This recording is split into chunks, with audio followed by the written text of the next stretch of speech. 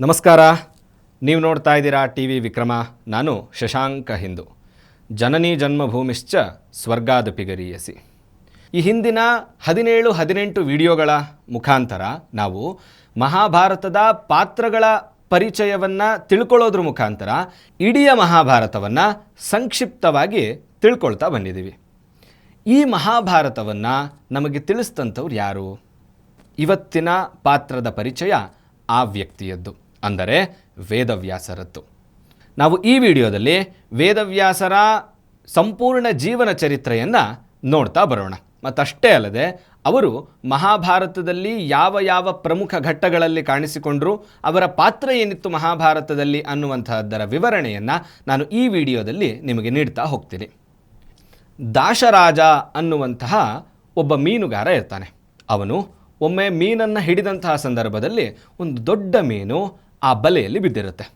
ಅದನ್ನು ಕೊಯ್ದಂತಹ ಸಂದರ್ಭದಲ್ಲಿ ಅದರಲ್ಲಿ ಒಂದು ಗಂಡು ಮಗು ಮತ್ತು ಒಂದು ಹೆಣ್ಣು ಮಗು ಇರುತ್ತೆ. ಇವನಿಗೆ ಆಶ್ಚರ್ಯ ಆಗುತ್ತೆ. ಅದು ಹೇಗೆ ಆ ಮೀನಿನ ಹೊಟ್ಟೆಯಲ್ಲಿತ್ತು ಅನ್ನೋದಕ್ಕೆ ಅದು ಬೇರೆಯದ್ದೇ ಕಥೆ ಇದೆ, ಅದು ಇಲ್ಲಿಗೆ ಬೇಡ. ಯಾವಾಗ ಒಂದು ಗಂಡು ಮಗು ಒಂದು ಹೆಣ್ಣು ಮಗು ಈ ಮೀನಿನ ಹೊಟ್ಟೆಯಲ್ಲಿ ಸಿಗುತ್ತೋ ಅದನ್ನು ದಾಶರಾಜ ತೆಗೆದುಕೊಂಡು ಹೋಗಿ ಆ ದೇಶದ ರಾಜನಿಗೆ ಆ ಎರಡೂ ಮಕ್ಕಳನ್ನು ಕೊಡ್ತಾನೆ. ಅವನಿಗೆ ಖುಷಿಯಾಗಿ ಆ ರಾಜ ಗಂಡು ಮಗುವನ್ನು ತನ್ನ ಬಳಿಯೇ ಇಟ್ಕೊಂಡು ಹೆಣ್ಣು ಮಗುವನ್ನು ನೀನು ಸಾಕು ಅಂತ ಹೇಳಿ ದಾಶರಾಜನಿಗೆ ಒಂದಷ್ಟು ದುಡ್ಡನ್ನು ಆಭರಣಗಳನ್ನು ಕೊಟ್ಟು ಹೆಣ್ಣು ಮಗುವಿನ ಜೊತೆ ಕಳಿಸಿಕೊಡ್ತಾನೆ. ದಾಶರಾಜ ಆ ಮಗುವನ್ನು ತುಂಬ ಪ್ರೀತಿಯಿಂದ ಸಾಕ್ತಾನೆ. ಅದಕ್ಕೆ ಸತ್ಯವತಿ ಅಂಥೇಳಿ ಹೆಸರನ್ನು ಕೂಡ ಇಡ್ತಾನೆ. ಸತ್ಯವತಿ ಮೀನಿನ ದೇಹದಿಂದ ಹೊರಬಂದ ಕಾರಣಕ್ಕಾಗಿ ಅವಳ ದೇಹದಿಂದ ಮೀನಿನ ವಾಸನೆ ಯಾವಾಗಲೂ ಬರ್ತಿರುತ್ತೆ. ಅದೇ ಕಾರಣಕ್ಕಾಗಿ ಅವಳನ್ನು ಮತ್ಸ್ಯಗಂಧಿ ಅಂತಾನೂ ಕರಿತಾ ಇರ್ತಾರೆ. ದಾಶರಾಜ ಅವನ ಜೀವನದ ವೃತ್ತಿ ಏನು ಅಂತ ಹೇಳಿದ್ರೆ, ಒಂದು ಮೀನುಗಾರಿಕೆ, ಇನ್ನೊಂದು ನದಿಯ ಆ ಬದಿಯಿಂದ ಈ ಬದಿಗೆ ಯಾರು ಬರ್ತಾರೋ ಅವರನ್ನು ತನ್ನ ದೋಣಿಯ ಮುಖಾಂತರ ತಲುಪಿಸುವಂತಹದ್ದು ಇವನ ವೃತ್ತಿ. ಒಮ್ಮೆ ಇದೇ ರೀತಿಯಾಗಿ ಅವನ ಜೀವನ ಮುಂದುವರಿತಾ ಇರತಕ್ಕಂತಹ ಸಂದರ್ಭದಲ್ಲಿ ಪರಾಶರ ಮುನಿಗಳು ನದಿಯನ್ನು ದಾಟಲಿಕ್ಕೆ ಅಂತ ಹೇಳಿ ಬರ್ತಾರೆ. ಆಗ ದಾಶರಾಜ ಊಟ ಮಾಡ್ತಾ ಇರತಕ್ಕಂತಹ ಕಾರಣಕ್ಕಾಗಿ ದೋಣಿ ನಡೆಸೋಕ್ಕೋಸ್ಕರ ಸತ್ಯವತಿ ಬರ್ತಾಳೆ.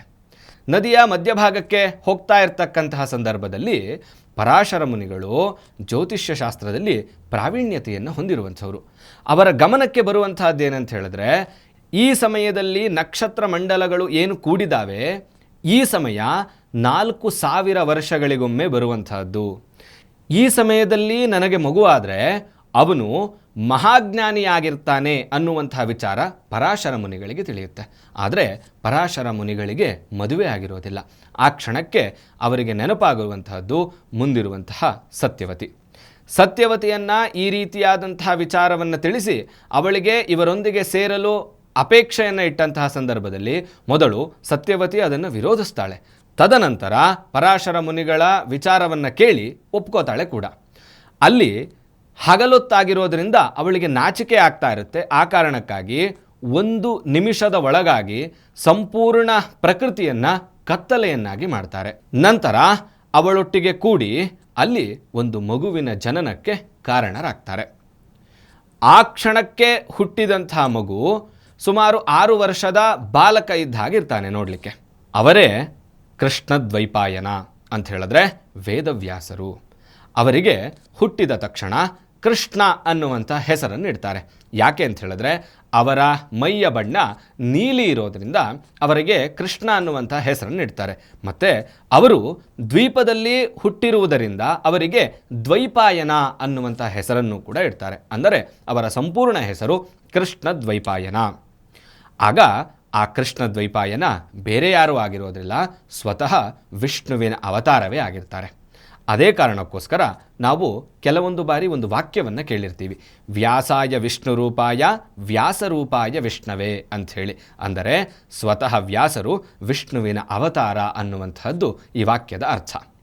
ಯಾವಾಗ ಆ ಮಗು ಜನಿಸುತ್ತದೆಯೋ ಆವಾಗ ಆ ಮಗು ತಾಯಿಗೆ, ನಾನು ಇಲ್ಲಿಂದ ಹೊರಟು ಬಿಡ್ತೀನಿ, ನೀನು ಯಾವಾಗ ನನ್ನನ್ನು ನೆನಪಿಸಿಕೊಳ್ತೀಯೋ ಆಗ ನಾನು ನಿನ್ನ ಕಣ್ಣ ಮುಂದೆ ಬಂದು ನಿಲ್ತೀನಿ ಅನ್ನುವಂತಹ ಮಾತನ್ನು ಕೊಟ್ಟು ಕೃಷ್ಣದ್ವೈಪಾಯನರು ಅಲ್ಲಿಂದ ಹೊರಟು ಬಿಡ್ತಾರೆ.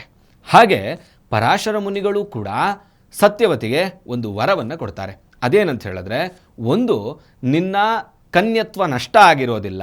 ಎರಡನೆಯದು, ನಿನ್ನ ದೇಹದಿಂದ ಏನು ಮೀನಿನ ವಾಸನೆ ಬರ್ತಾ ಇದೆ, ಮತ್ಸ್ಯಗಂಧಿ ಅಂತ ಹೇಳಿ ಏನು ಕರೀತಾರೆ, ಇದು ಇವತ್ತಿನಿಂದ ದೂರವಾಗಿ ಇನ್ನು ನಿನ್ನ ಮೈಯಿಂದ ಸುಗಂಧವಾದಂತಹ ದ್ರವ್ಯದ ಪರಿಮಳ ಬರುತ್ತೆ.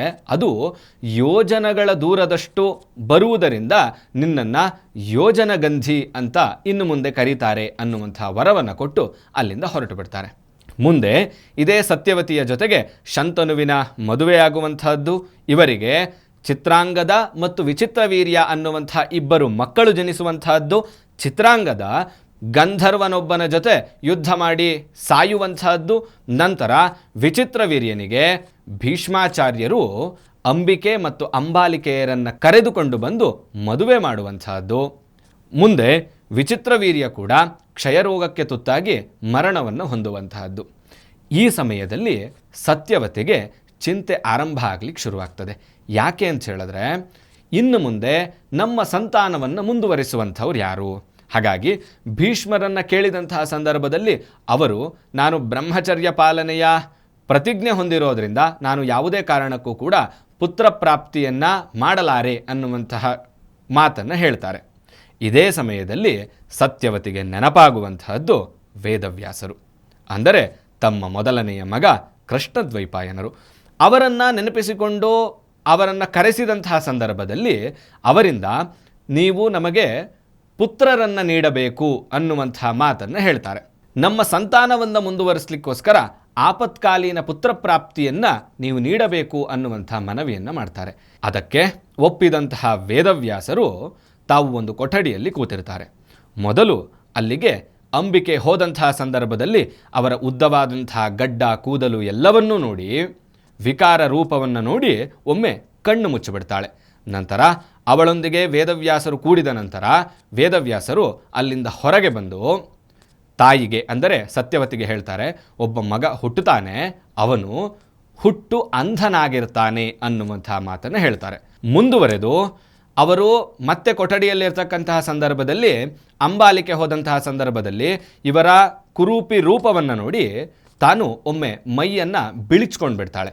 ಅದೇ ಕಾರಣಕ್ಕೋಸ್ಕರ ಅವಳೊಂದಿಗೂ ಕೂಡ ಕೂಡಿದ ನಂತರ ವೇದವ್ಯಾಸರು ಹೊರಬಂದು, ಒಬ್ಬ ಬಲಶಾಲಿ ಮಗ ಹುಟ್ಟುತ್ತಾನೆ, ಆದರೆ ಅವನು ಬಿಳಿ ಚರ್ಮದವನಾಗಿರ್ತಾನೆ, ಮುಂದೆ ಅವನು ಪಾಂಡು ಎಂಬ ಹೆಸರಿನವನಿಂದ ಜಗತ್ತಿನಲ್ಲಿ ಪ್ರಖ್ಯಾತಿಯನ್ನು ಹೊಂದುತ್ತಾನೆ ಅನ್ನುವಂಥ ಮಾತನ್ನು ಹೇಳ್ತಾರೆ.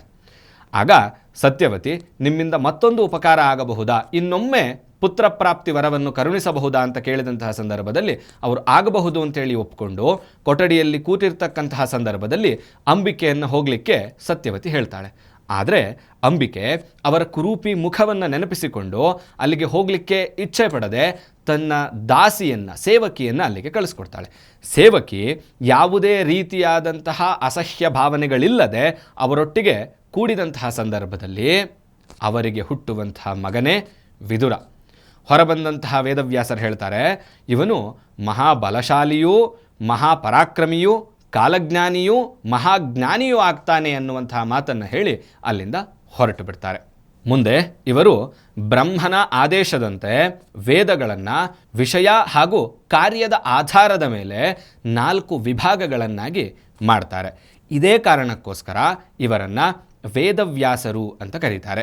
ವೇದ ಅಂತ ಹೇಳಿದ್ರೆ ನಮಗೆಲ್ಲರಿಗೂ ಗೊತ್ತಿರುವಂತೆ ಜ್ಞಾನ, ವ್ಯಾಸ ಅಂತ ಹೇಳಿದ್ರೆ ವಿಸ್ತರಿಸುವಂತಹದ್ದು, ವಿಭಾಗ ಮಾಡುವಂತಹದ್ದು ಅಂಥೇಳಿ ಅರ್ಥ. ಇದೇ ಕಾರಣಕ್ಕೋಸ್ಕರ ವೇದಗಳನ್ನು ವಿಭಾಗ ಮಾಡಿದ್ರು ಅನ್ನೋ ಕಾರಣಕ್ಕೋಸ್ಕರ ಇವರನ್ನು ವೇದವ್ಯಾಸರು ಅಂಥೇಳಿ ನಾವು ಕರಿತೀವಿ.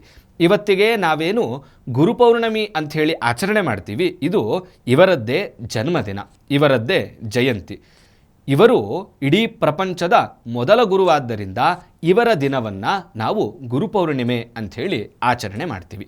ಮುಂದುವರೆದು ಯಾವಾಗ ಗಾಂಧಾರಿ ತಾನು ಗರ್ಭಧರಿಸಿ 2 ವರ್ಷಗಳಾದರೂ ಕೂಡ ತನಗೆ ಮಗು ಆಗದೇ ಇರುವುದನ್ನು ಗಮನಿಸಿಕೊಂಡು ಸಿಟ್ಟು ಬಂದು ಯಾವಾಗ ಜೋರಾಗಿ ತನ್ನ ಗರ್ಭಕ್ಕೆ ಹೊಡೆದುಕೊಳ್ತಾಳೋ ಆಗ ಅಲ್ಲಿಂದ ಮಾಂಸದ ಮುದ್ದೆಯೊಂದು ಹೊರಗೆ ಬೀಳುತ್ತೆ. ಆಗ ಭೀಷ್ಮರು ಹೋಗುವಂತಹದ್ದು ಕೂಡ ಇದೇ ವೇದವ್ಯಾಸರ ಬಳಿ. ಆಗ ವೇದವ್ಯಾಸರು ಈಗಿನ ಕಾಲದ ಟೆಸ್ಟ್ ಟ್ಯೂಬ್ ಬೇಬಿ ಅಂಥೇಳಿ ಏನು ಕರಿತೀವಿ ಅದೇ ಸಿಸ್ಟಮನ್ನು ಆಗ ಅಳವಡಿಕೆ ಮಾಡಿರ್ತಾರೆ. 101 ಮಣ್ಣಿನ ಮಡಕೆಗಳಲ್ಲಿ ರಾಸಾಯನಿಕ ದ್ರವವನ್ನು ಸೇರಿಸಿ ಮಂತ್ರಪೂರ್ವಕವಾಗಿ ಅದಕ್ಕೆ ಶಕ್ತಿಯನ್ನು ತುಂಬಿ ಹಸುವಿನ ತುಪ್ಪವನ್ನು ಹಾಕಿ ಅದಕ್ಕೆ ಯಾವ ಮಾಂಸದ ಮುದ್ದೆ ಗಾಂಧಾರಿಯಿಂದ ಹೊರಬಂದಿತ್ತೋ ಅದನ್ನು 101 ತುಂಡುಗಳನ್ನಾಗಿ ಮಾಡಿ ಅದನ್ನು ಆ ಮಡಕೆಗಳಲ್ಲಿ ಹಾಕಿ ಮಗುಗಳನ್ನು ಬೆಳೆಸ್ತಾ ಹೋಗ್ತಾರೆ. ಇದರಿಂದ ಹುಟ್ಟಿದಂಥವರೇ ಕೌರವರು. ಮುಂದುವರೆದು ಮಹಾಭಾರತ ಯುದ್ಧ ಆರಂಭ ಆಗಬೇಕು ಅಂತ ಯಾವಾಗ ಯೋಚನೆ ಆಗುತ್ತೋ ಆ ಸಮಯದಲ್ಲಿ ಧೃತರಾಷ್ಟ್ರನಿಗೆ ನಾನೂ ಕೂಡ ಮಹಾಭಾರತ ಯುದ್ಧದಲ್ಲಿ ಏನಾಗ್ತಾ ಇದೆ ಎನ್ನುವಂತಹದ್ದನ್ನು ನೋಡಬೇಕು ಎನ್ನುವಂತಹ ಮಹದಾಕಾಂಕ್ಷೆಯನ್ನು ವ್ಯಕ್ತಪಡಿಸಿದಂತಹ ಸಂದರ್ಭದಲ್ಲಿ ಅವನ ಜೊತೆಗಿರುವಂತಹ ಸಂಜಯನಿಗೆ ಯುದ್ಧ ಮುಗಿಯುವವರೆಗೂ ಕೂಡ ದಿವ್ಯ ದೃಷ್ಟಿಯನ್ನು ನೀಡಿ ಅಲ್ಲಿ ಏನಾಗ್ತಾ ಇದೆ ಎನ್ನುವಂತಹದ್ದನ್ನು ಸವಿವರವಾಗಿ ಧೃತರಾಷ್ಟ್ರನಿಗೆ ತಿಳಿಸು ಅನ್ನುವಂತಹ ಮಾತನ್ನು ಹೇಳುವಂತಹದ್ದು ಕೂಡ ಇದೇ ವೇದವ್ಯಾಸರು.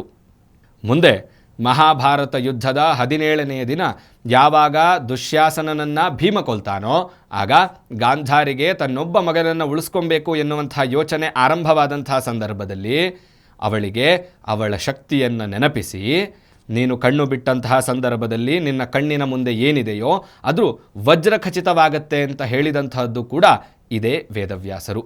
ಹೀಗೆ ಮಹಾಭಾರತದಲ್ಲಿ ವೇದವ್ಯಾಸರ ಪಾತ್ರ ಬಹಳಷ್ಟಿದೆ. ಮುಂದುವರೆದು ವೇದವ್ಯಾಸರು ಮಹಾಭಾರತವನ್ನು ಬರೆಸ್ತಾರೆ ಕೂಡ. ನಾನು ಹೇಳುವ ವೇಗಕ್ಕೆ ಯಾರು ಬರೆಯುತ್ತಾರೆ ಅಂತ ಯೋಚನೆ ಮಾಡಿದಂತಹ ಸಂದರ್ಭದಲ್ಲಿ ಅವರಿಗೆ ನೆನಪಾಗುವಂತಹದ್ದು ಗಣಪತಿ. ಆಗ ಗಣಪತಿಯನ್ನು ತಪಸ್ಸು ಮಾಡಿ ಗಣಪತಿಗೆ ಹೇಳಿ ನಾನು ಯಾವ ವೇಗದಲ್ಲಿ ಮಹಾಭಾರತದ ಕಥೆಯನ್ನು ಹೇಳುತ್ತೇನೋ ಅದೇ ವೇಗದಲ್ಲಿ ನೀನು ಬರಿಬೇಕು ಎನ್ನುವಂತಹ ಮನವಿಯನ್ನು ಮಾಡಿದಂತಹ ಸಂದರ್ಭದಲ್ಲಿ ಗಣಪತಿ ಒಪ್ಪಿ ವ್ಯಾಸರು ಹೇಳಿದಂತಹ ಅಷ್ಟು ಕಥೆಯನ್ನು ಗಣಪತಿ ಬರೀತಾ ಹೋಗ್ತಾರೆ. ಮುಂದೆ ವ್ಯಾಸ ಮಹರ್ಷಿಗಳು ಶುಕ ಮಹರ್ಷಿಯ ತಂದೆಯೂ ಕೂಡ ಆಗ್ತಾರೆ. ಮುಂದುವರೆದು ಅವರು ವಾನಪ್ರಸ್ಥಾಶ್ರಮದಲ್ಲಿ ತೊಡಗಿರ್ತಕ್ಕಂತಹ ಸಂದರ್ಭದಲ್ಲಿ ಯಥಾಕ್ರಮದಂತೆ ಅವರು ದೇಹತ್ಯಾಗವನ್ನು ಮಾಡಿ ಅವರು ಇಹಲೋಕವನ್ನು ತ್ಯಜಿಸ್ತಾರೆ ಮತ್ತು ಮೋಕ್ಷವನ್ನು ಕೂಡ ಪಡೀತಾರೆ. ಇದು ವೇದವ್ಯಾಸರ ಜೀವನ ಚರಿತ್ರೆ. ಇಲ್ಲಿಗೆ ಮಹಾಭಾರತದ ಪಾತ್ರ ಸರಣಿಕೆಯನ್ನು ಮುಗಿಸ್ತಾ ಇದ್ದೀನಿ. ಮುಂದೆ ಮತ್ತೊಂದು ಪಾತ್ರ ಸರಣಿಕೆಯನ್ನು ನಿಮ್ಮ ಮುಂದೆ ತರುವಂತಹ ಪ್ರಯತ್ನವನ್ನು ಮಾಡ್ತೀನಿ. ನಿಮಗೇನನ್ನಿಸ್ತು ಕಮೆಂಟ್ ಮಾಡಿ ಮತ್ತು ನಮ್ಮೆಲ್ಲ ವಿಡಿಯೋಸ್ಗಳನ್ನು ಲೈಕ್ ಮಾಡಿ, ಕಮೆಂಟ್ ಮಾಡಿ ಹಾಗೂ ಶೇರ್ ಮಾಡಿ. ಓಂ ತತ್ಸತ್. ಟಿವಿ ವಿಕ್ರಮ, ದೇಶ ನಿಮ್ಮ ಕೈಯಲ್ಲಿ. ಈ ಕಾರ್ಯಕ್ರಮ ನಿಮಗೆ ಇಷ್ಟ ಆಗಿದ್ದಲ್ಲಿ ಲೈಕ್, ಶೇರ್ ಹಾಗೂ ಕಮೆಂಟ್ ಮಾಡಿ. ಟಿವಿ ವಿಕ್ರಮದ ಕಾರ್ಯಕ್ರಮಗಳನ್ನು ನಿರಂತರವಾಗಿ ವೀಕ್ಷಿಸಲು ಸಬ್ಸ್ಕ್ರೈಬ್ ಮಾಡಿ, ಬೆಲ್ ಐಕನ್ ಒತ್ತಿ.